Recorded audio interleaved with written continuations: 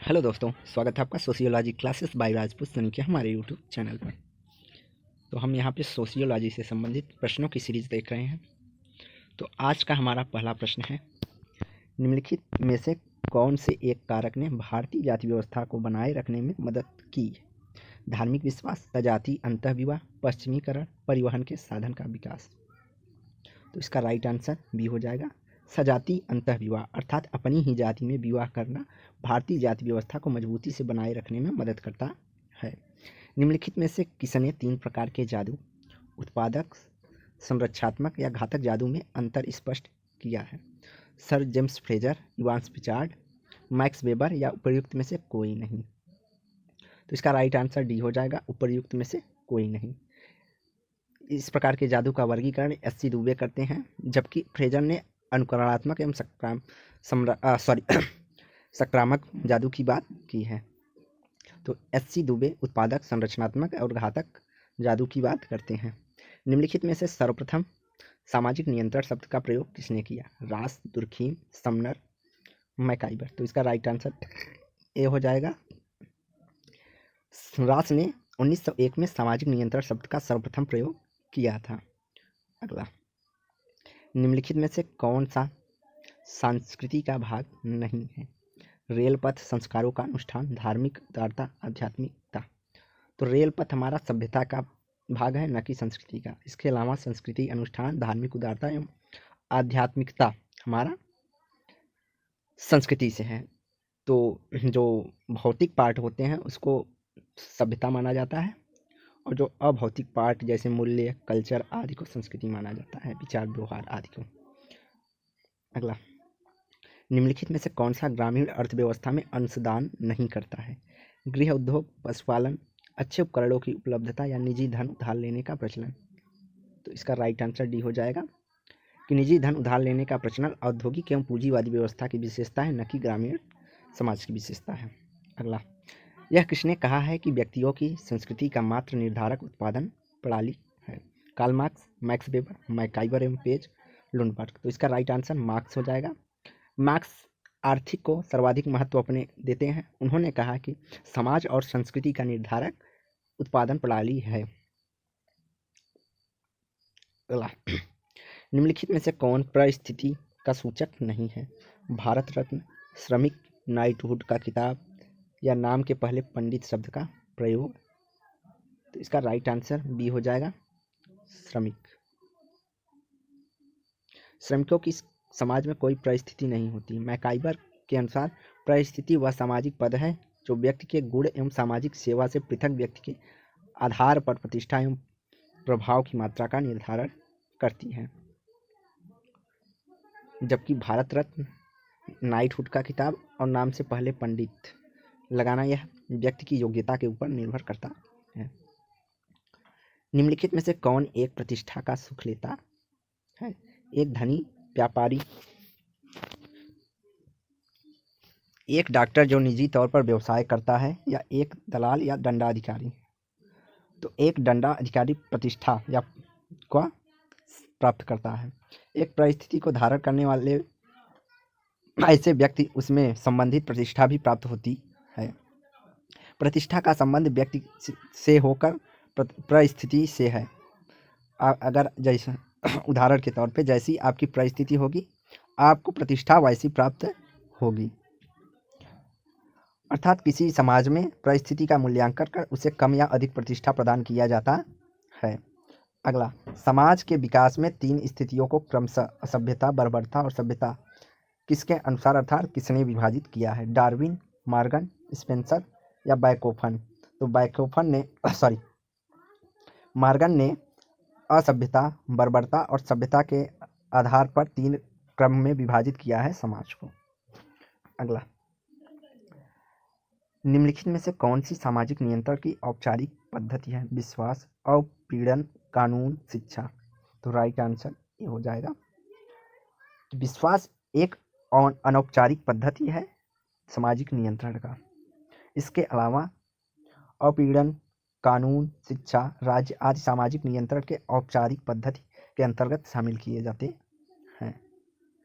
नगरों तथा कस्बों के अस्तित्व में आने के कारण नगरों तथा कस्बों के अस्तित्व में आने के कारण जनसंख्या का संचलन हुआ है, या कृषि का विकास हुआ है, व्यापार का विकास हुआ है, या औद्योगिकरण का विकास हुआ है।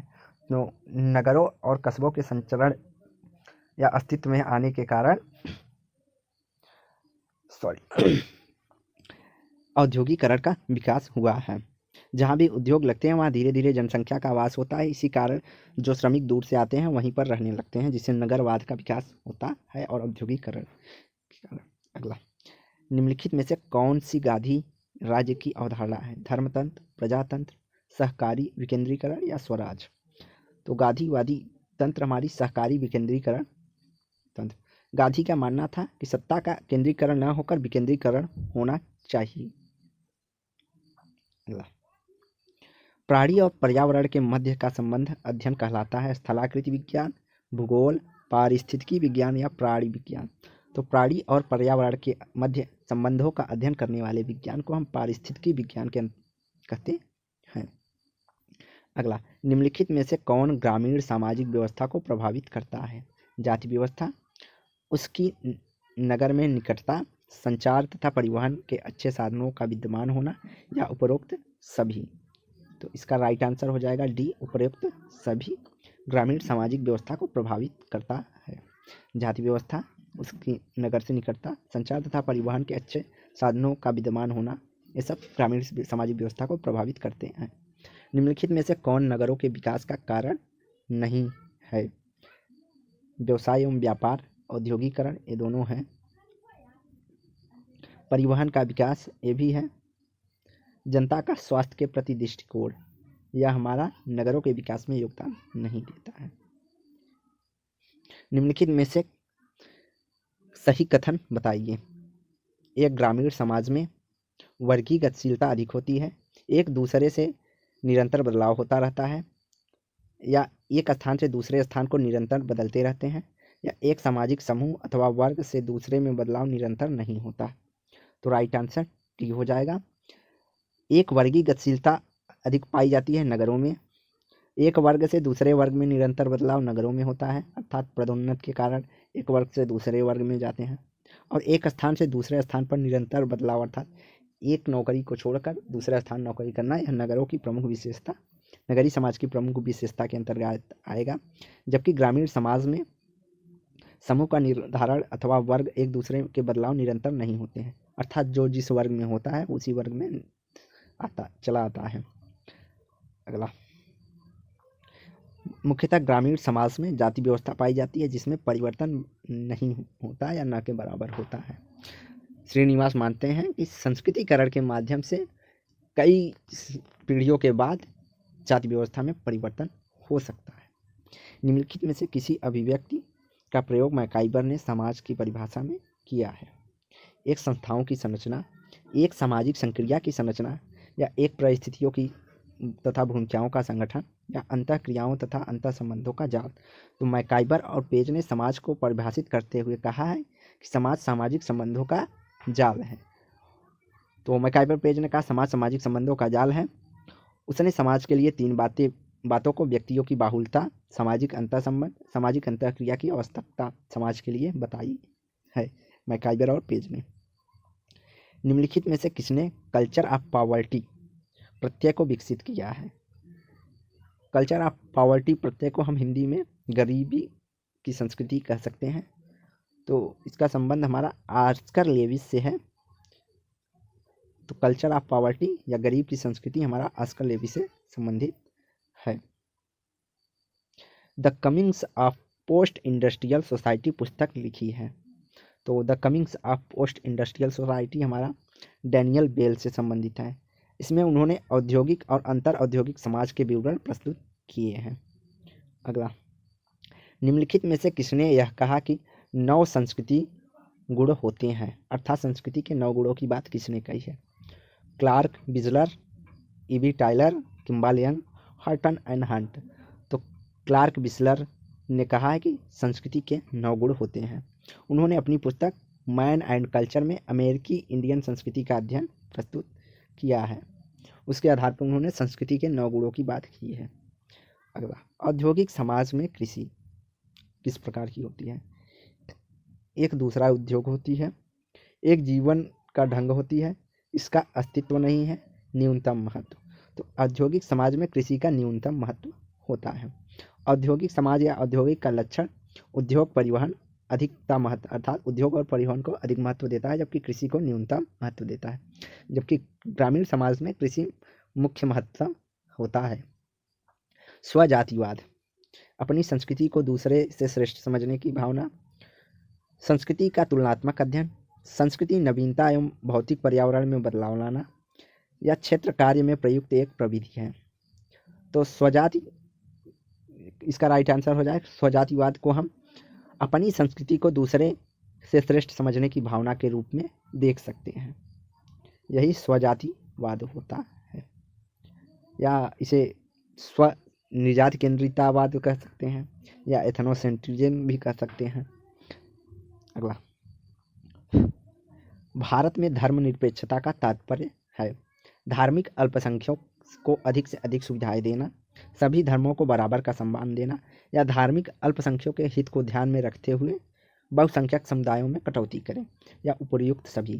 तो धर्मनिरपेक्षता से तात्पर्य है सभी धर्मों को एक बराबर सम्मान देना। धर्मनिरपेक्षता शब्द संवैधानिक संशोधन के द्वारा जोड़ा गया, इसका तात्पर्य सभी धर्मों में समानता का व्यवहार करना होता है। अगला, भारत में नातेदारी की शब्दावली का संबंध है किसी जनजाति की सामाजिक संरचना से, किसी जनजाति के बहिर्विवाहिक कुलों में विभाजन से, श्रम विभाजन की प्रकृति से, या जनजाति के विवाह संबंधी रीतियों से। तो भारत में नातेदारी शब्दावली का संबंध हमारा किसी जनजाति की सामाजिक संरचना से संबंधित होता है। जनजातियों की नातेदारी व्यवस्था, उनकी विवाह संबंधी रीतियाँ, प्रथाएं, नातेदारों की श्रेणियाँ आदि इनकी संरचना को स्पष्ट करती हैं। अगला, सरल जनजाति समाजों के आर्थिक पिछड़ेपन का प्रमुख कारण कौन सा है? निर्धनता एवं अज्ञानता, सामाजिक एवं सांस्कृतिक परंपराएं, आदिम प्रौद्योगिकी या नातेदारी। इसका राइट आंसर सी हो जाएगा, आदिम प्रौद्योगिकी। जनजाति समाज इतना रूढ़िवादी समाज होता है, यह नई चीज़ों को अपनाने से डरता है, क्योंकि यह हर चीज़ों का संबंध अपने धर्म के टोटम से जोड़ता है। किसने नेतृत्व को क्रमशः 3 वर्गों में विभाजित किया है? चमत्कारी, कानूनी, तार्किक तथा पारंपरिक। मैक्स मूलर, फर्निडानिज, या मैक्स वेबर, या कार्ल मार्क्स। तो इसका राइट आंसर सी हो जाएगा। मैक्स वेबर ने चमत्कारी, कानूनी एवं तार्किक, पारंपरिक नेतृत्व के रूप में नेतृत्व को विभाजित किया है। अगला, विचलित व्यवहार के अध्ययन के लिए हावर्ड बेकर द्वारा प्रयुक्त परिप्रेक्ष्य को कहते हैं प्रक्रियात्मक, संरचनात्मक, अंतःक्रियावादी या सांस्कृतिक। तो हावर्ड बेकर अंतःक्रियावादी परिप्रेक्ष्य का प्रयोग करते हैं विचलित व्यवहार के अध्ययन के लिए। प्रत्येक समाज में सामाजिक मानदंडों की थोड़ी बहुत अवहेलना की अनदेखी कर दी जाती है, परंतु जब यह अवहेलना समाज की व्यवस्था में विघटन पैदा करने लगे या समाज में खतरा उत्पन्न करने लगे तो उसे विचलन कहा जाता है। जैसे कि अंतःजाति विवाह को देख सकते हैं। तो अंतःजाति विवाह समाज के दृष्टि से एक प्रकार के विचलन से संदर्भित किया जा सकता है।